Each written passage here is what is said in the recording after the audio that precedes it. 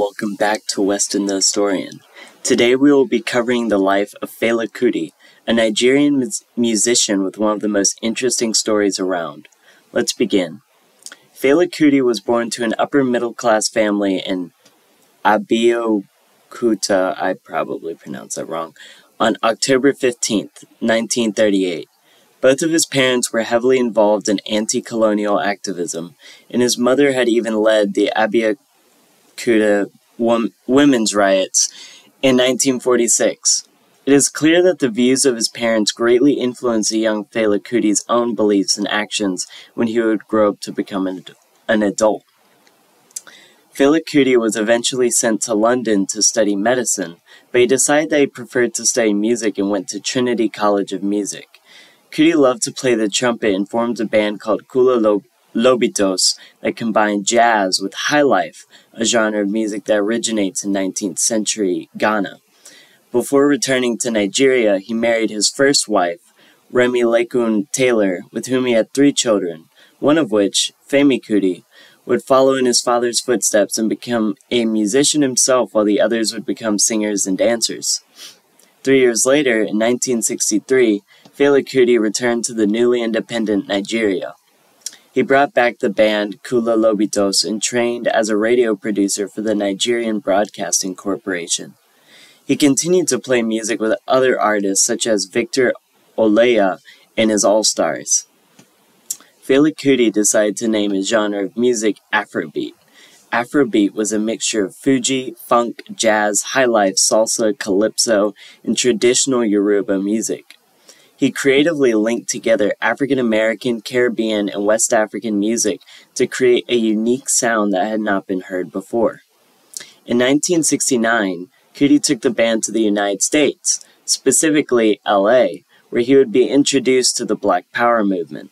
This heavily influenced both his musical style and his political views before he returned to Africa. Before coming back, he changed the name of the band to Nigeria 70. Upon returning to Nigeria, Kuti would once again rename the band to Africa 70, and the lyrics of his music would take a drastic turn. Instead of music about love and relationships, he began performing music on social issues to inspire activism.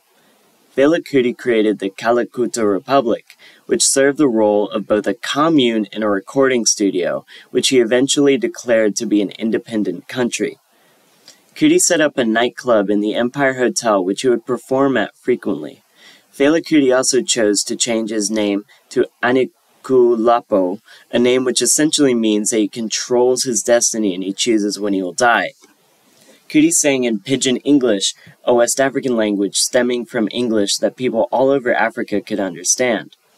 His music became incredibly popular among the public, but the Nigerian government was definitely not a fan, as can be inferred by them frequently raiding his commune. Fela Kuti would become more and more involved with the traditional Yoruba religion and continued to make music with people such as the English drummer Ginger Baker and the vocalist and guitarist Bobby Tench, whom he would release an album called Stratovarius with. One of Fela Kuti's most well-known and most listened-to albums, Zombie, would be released in 1977.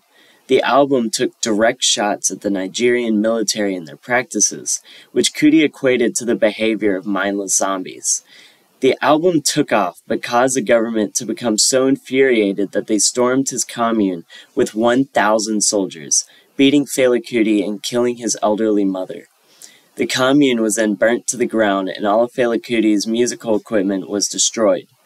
Kuti would go on to write 2 songs about the incident, named Coffin for Head of State and Unknown Soldier. The name Unknown Soldier is in reference to the belief that the commune was burnt down by a single unnamed soldier. The following year, Kuti would marry 27 women on the anniversary of his commune being destroyed. These women include singers, dancers, and composers who he had worked with in the past. This decision was partially caused as a way to show that the claims of Nigerian authorities that Kuti was kidnapping women were false accusations. Kuti would adopt a rotation system so that he could maintain 12 wives at a time. That same year, he performed 2 live concerts, one in Accra that led to riots and Kuti being banned from Ghana, and one in Berlin where almost everyone performing with him abandoned him because of suspicions that he would use all of the proceeds to fund his presidential campaign. Fela Kuti would go on to create a political party known as the Movement of the People, or the MOP, like MOP, with the express goal of cleaning up society like a mop. The ideologies of the party were Nkrumahism, a socialist ideology based on the writings of Kwame Nkrumah, and Pan-Africanism, an ideology preaching the view that all of Africa should become closer together in opposition to European forces. Despite its ambitions, the party would become inactive soon after its creation as a result of conflicts with the government. In 1983, Kuti nominated himself as president in the first election in decades, but it was refused. He also created a new band called Egypt 80, based on the idea that ancient Egyptian civilization and all of its works and accomplishments belonged to Africans as a whole. In 1984, Kuti was jailed by the government on charges of currency smuggling. These charges were obviously fabricated, as Fela Kuti had been a vocal opponent of the government before they sent him to jail.